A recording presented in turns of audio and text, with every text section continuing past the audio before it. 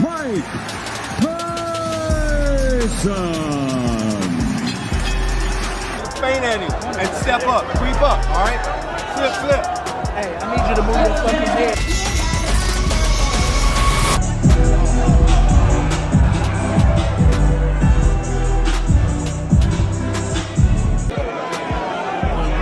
You got it, boy. You got it. You got it. Let's go, baby. Let's go.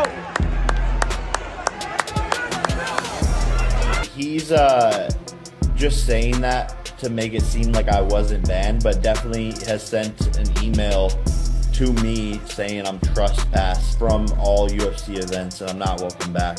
Child CH Mike P feint aided and step up creep up all right flip hey I need you to move your music __. What happens next? The fight between Jake Paul and Mike Tyson was something that the boxing world couldn't stop talking about, and it finally went down. While many had their doubts about whether Mike Tyson at 58 years old could compete with a much younger and more active Jake Paul, there was still that sense of anticipation. Mike Tyson is a legend and people wondered if he could turn back the clock just one more music time. The opening round was cautious on both sides. Jake Paul was mostly defensive, trying to wear Mike down. Jake used his reach and jab to keep Tyson at bay, but Mike landed a few body shots that reminded everyone of his classic style. Despite landing a few body shots, Jake didn't quite go down as we thought he would, but it was clear that Mike's age was a factor. He wasn't as fast or aggressive as he used to be. It was a close round, but Tyson probably edged it based on those signature body shots. During the second round, Jake started to find his rhythm. In the second round, he used his jab more effectively, keeping Tyson at a distance. Tyson, though still dangerous, wasn't able to close the distances easily, and Jake landed some decent counters. Tyson's slower footwork became more apparent as the round went on. Jake was more active and landed the cleaner shots, so this round likely went to him. Got it, boy, you got it, let's go, baby, music,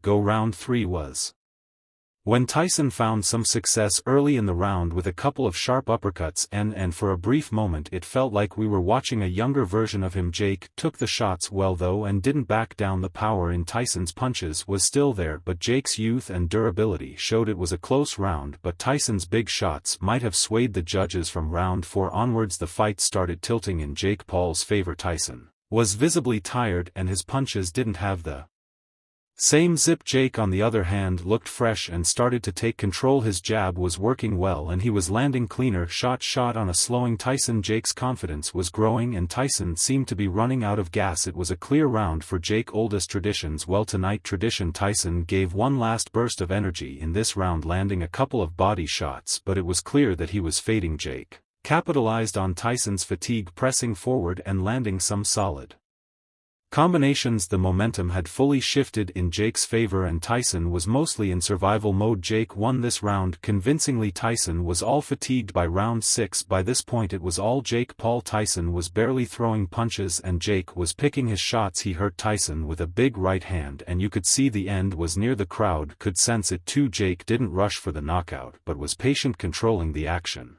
and landing at will. This was another dominant round for Jake. We looking for you, we working your glove the whole training. The knockout came in the 7th round. Jake Paul landed a clean right hand that sent Tyson crashing to the canvas. The ref immediately stopped the fight and that was it. Jake Paul won by knockout. It was a bittersweet moment seeing a legend like Mike Tyson go down, but Jake Paul showed that he's more than just a YouTuber turned boxer. He knocked out one of the greatest names in the sport, even if Tyson was far past his prime. This fight wasn't just about Jake Paul versus Mike Tyson, it was a full-blown spectacle. First off, the fight took place at Ant Stadium in Arlington, Texas, one of the biggest venues in sports, and it was organized by Netflix in its debut into the world of combat sports. Streaming the event globally without the usual pay-per-view price tag made it accessible to a massive audience, and Netflix turned it into an entertainment event more than just a boxing match. That crossover appeal was what made this fight so unique. It attracted both boxing purists and casual fans who just wanted to see something wild. Music,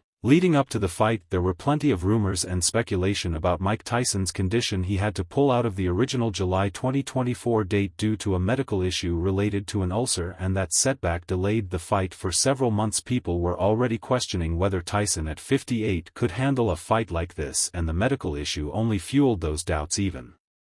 Though Tyson reassured everyone that he was ready, you could see in the fight that age had caught up with him. There were also rumors about Jake Paul's training camp being particularly intense for this fight. He knew that even an older Tyson could be dangerous, so he reportedly brought in some elite sparring partners to prepare. Jake's strategy was clear from the start: use his jab, stay on the outside and wait for Tyson to tire. It worked perfectly. About to smoke on that Mike Tyson pack. So Jake Paul says he's about to smoke on that Mike Tyson pack. We have Logan Paul in the background. They're potentially training with Jake. With this win, Jake Paul's stock in the boxing world is higher than ever. Knocking out Mike Tyson even at 58 is a huge deal. There are already talks about potential future opponents for Jake. He's still relatively young in his boxing career and he could go in a few different directions. There's talk of a rematch with Anderson Silva, or maybe even fights against more legitimate boxers. Some have speculated that Jake might want to step into the MMA world at some point given his feud with the UFC. He's just saying that to make it seem like I wasn't banned, but definitely has sent an email to me saying I'm tier trespass from all UFC events and I'm not welcome back. As for Mike Tyson, it's hard to say what's next for him. This fight was likely his last in any serious capacity at his age. There's no need for him to take more punishment. He's already a legend and nothing can change that. Tyson might continue with exhibitions, but after this fight many believe it's time for him to officially hang up the gloves for good. Now let's talk about some pre-fight predictions and post-fight statements, starting off with Floyd Mayweather. The boxing world was buzzing with excitement leading up to this fight, and who better to weigh in than Mayweather himself. Recently he made an appearance on the It Is What It Is podcast and couldn't help but drop some gems about Jake Paul taking on the legendary Mike Tyson. Jake Paul, the first mean as of right now for what he's doing. It's good for what he's doing, but once he fights a real fighter, it's going to be bad. Floyd praised Jake for stepping into the ring with Tyson, but it was all in good humor. He mentioned that it's not just about the fight but more about Paul's ability to turn this into a big payday if he can continue to steal money and they match him the way they match him. I can't knock his hustle, Mayweather said. You've got to love that candid take from Floyd, who's always been about the business side of boxing. He sees how Jake has leveraged his fame and popularity, and honestly it's hard to disagree. The expected earnings for this bout were rumored to be astronomical, reflecting the unusual nature of celebrity matchups in boxing today. Have you been impressed? But one thing I like about it, one thing I do like about he's selling it and he's making good money and he's entertaining. I like. While some fans were skeptical about the competitive nature of the fight, Mayweather's perspective was more about how Jake has created this massive platform for himself. He's built a brand around his boxing exploits, and that's pretty impressive. Floyd even hinted at the age gap, 30 years between the two fights, but he focused more on the entertainment aspect. After all, boxing is as much about the show as it is about the skill, and Jake has proven that he knows how to draw an audience. But it wasn't just Mayweather talking. The legendary Lennox Lewis and Evander Holyfield also threw their support behind Tyson. Even though Tyson is now 58 and hasn't fought professionally in over 2 decades, both former rivals believe he still has what it takes to take down a younger fighter like Paul Lewis, who famously defeated Tyson back in 2002, voiced his confidence, saying Tyson's experience could give him the upper hand. He went on to emphasize Tyson's power, mentioning how a few solid combinations could quickly end the fight. I mean, if anyone knows about dealing with Tyson's power, it's Lewis. Mike Tyson, he's fighting Jake Paul. You know this man well. What are your expectations for that big fight? Mike Tyson is two-dimensional. He's going to come at you trying to knock you out. You got to try and stay away from him, stay away from his power. Holyfield also weighed in, comparing Tyson's fighting style to that of a snake, emphasizing his ability to strike quickly and catch opponents off guard. He warned Jake that if he tried to keep his distance he might find himself on the receiving end of a vicious knockout, but if Paul managed to stay close he might just smother Tyson's renowned power. I don't know how much confidence that Jake Paul have and all this, but you know he going to be a lot quicker if he stay close. Might rumors were swirling that Tyson's return to the ring was more about the paycheck than his love for the sport, but Tyson himself squashed those speculations. He clarified that his motivation wasn't financial, instead it was personal. He wanted to challenge himself and see what he was truly made of with an $80 million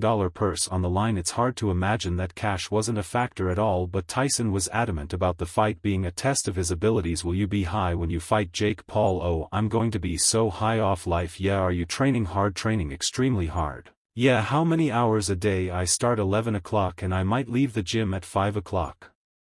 I don't look at this like it's going to be easy. Fight this.